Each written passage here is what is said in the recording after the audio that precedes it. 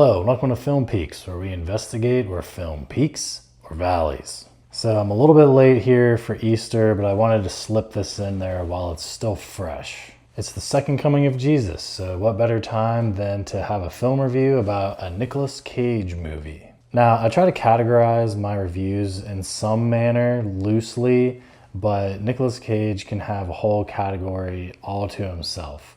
What other actor has a similar roster to him? There's just such a wide variety of good and bad movies. We'll talk about him in a minute. Family hiding in Roman Egypt. Son known as the boy doubts guardian the carpenter, rebelling with mysterious powers. As he uses abilities, they face natural and divine horrors. Yes, today we are talking about The Carpenter's Son. It's written and directed by Lofty Nathan, which he got his start with the 12 O'Clock Boys, which I have to put some respect on because it's about Baltimore, which is actually where I was born, along with his other film, Charm City Kings. So it's an interesting shift going from films about Baltimore, Maryland, all the way over to the Roman era Egypt. Lofty is Egyptian though, so I guess it makes sense. So as mentioned, it does star Nicolas Cage, and you would think that he plays Jesus, but he actually plays Joseph in this movie. I have to go on just a quick tangent here for a minute. I mentioned his portfolio. He has one of the most interesting portfolios out of all actors. Now, I wasn't a young female in the 90s, so I don't really see the appeal, but during that time, he was kind of a sex symbol for a little bit with the movie City of Angels. Now, his uncle is Francis Ford Coppola, so you know where he got his beginnings, but you can't deny that he did put the work in certain movies. I mean, he definitely killed it for a time there after he got his momentum during the 80s, going into the 90s, going into certain films such as The Rock, Con Air, Face Off, 8mm, Gone in 60 Seconds. The list keeps going there. It was around the time that he made the movie Next in 2007, I think is whenever he really started to peter out there for a while for like 10 years. So during that time, he basically had to take any role given to him just to pay back his debts from, overspending and all the other stuff that was going on. That's a topic for another time. And I don't think it was until the film Mom and Dad that he really started to make a comeback, in my opinion. I think that was really the perfect role for him to make a comeback. Just him being unhinged and running around and yelling and kind of just being himself. It was a great role for him. If you haven't seen Mom and Dad, check it out. Nowadays, he is still in some good movies. Like he's Spider-Noir, I know there's a show coming out for that as well. But now and again, he does have to take some lesser roles. All right, back to the movie. So we do also have FKA Twigs as the mother. I'm not sure what this means for her career at this point because her previous role was from the Crow reboot, remake, whatever you want to call it, but it was complete and utter dog shit. But she is in the movie that's coming out pretty soon, Mother Mary, so I guess we'll see. The boy, or Jesus, is played by Noah Jupe, or better known as one of the sons from A Quiet Place. And based off of his other roles, he seems to be doing all right these days. The Stranger is played by Isla Johnston. I think the only other thing I've seen her in was the young version of Anya Taylor-Joy in The Queen's Gambit. So going from that to this was quite the contrast. She's kind of this creepy young girl that kind of causes trouble for the protagonists. But it was a great role for her and probably my favorite character in the film. Suhaila Yacob plays Lilith, another female character that interacts with Jesus in a way that I can't really say without spoiling things.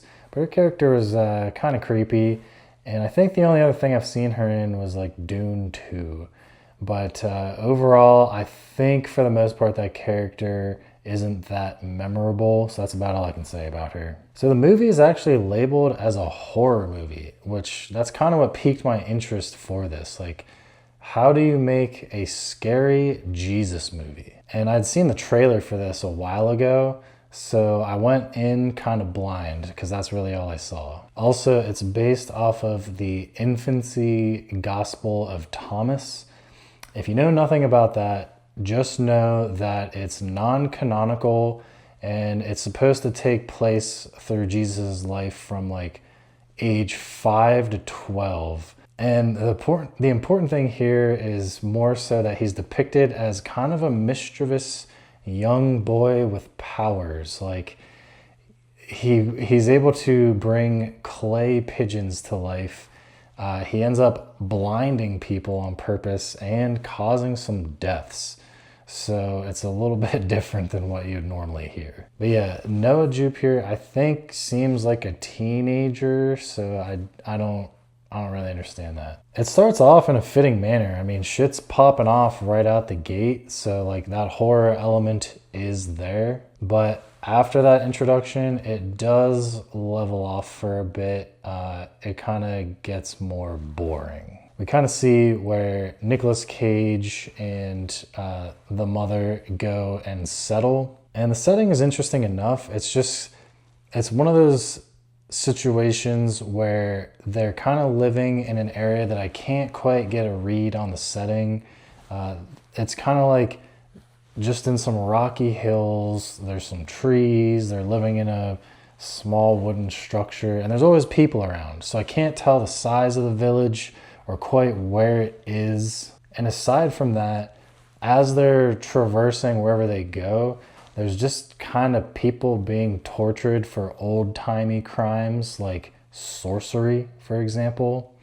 And I'm talking like cages over the head, chained to rocks, being crucified, like some pretty wild stuff. It's interesting to me thinking about when death was more common and more public, like just walking around, people could see dead bodies. But as we progress, evil starts to take notice of Jesus's developing divine powers. He kind of starts to level up after a little while. Also, as we progress, I do wonder how Nicolas Cage was the best pick for this role. I'm biased here because I really liked him in roles such as like Long Legs, Mom and Dad, like I already mentioned, Renfield, Pig, Dream Scenario, the list goes on.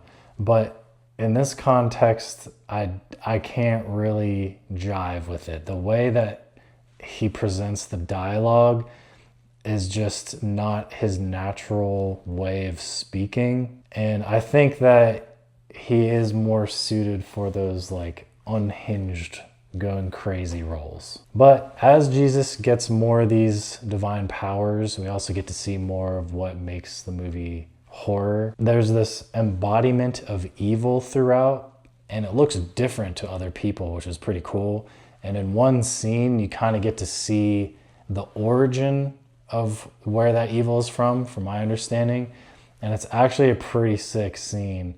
Unfortunately, I think that's where most of the budget went. But, you know, as Jesus is doing his thing, it kind of tries to persuade him to abandon that path of righteousness, which I think is pretty interesting. But for the most part, it's just kind of like causing mischief. And I don't think they had much budget for any sort of like fighting in scenes, because it's one of those movies where somebody gets hit with a long drawn out punch and they stumble and fall down and there's not much follow-up. So you can't really have much choreography for fighting here. Not that you need like a full-on like martial arts type choreography, but more than just like one big punch, fall down, and that's about it. I don't know. It just feels like more so of a passion project here. You really have to be in the mood for a Nicolas Cage B movie. It is not his A game here. And it's just a very interesting subject choice for this kind of film. And I say that's an interesting choice because usually what we see is whenever they take an original IP and change it into horror, you get something like Winnie the Pooh, Blood and Honey, or that Mickey Mouse one that I don't know if it ever came out, but I saw a trailer for it. And usually they take that IP and make it like evil or messed up in some way. And I'm not saying that's what this is, like it's not evil Jesus or anything, but it's just an interesting choice. I just don't know how you get the idea to make a scary Jesus movie. Anyway, I think if I were to continue, I would get into spoiler territory, so I'm going to call it here as we approach the riff section where I'm going to show my score. So if this is your jumping off point, thank you for watching.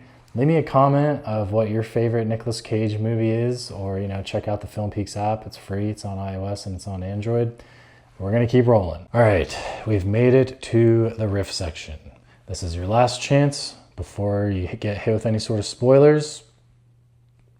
Okay, let's go. So this is my score. This is what I thought about the movie.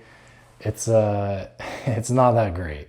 I wanted to watch a Jesus/Easter themed movie because it's around that time of year, and I saw it had Nicolas Cage. I've said already, I find him to be just an interesting character. Like, he has such crazy roles.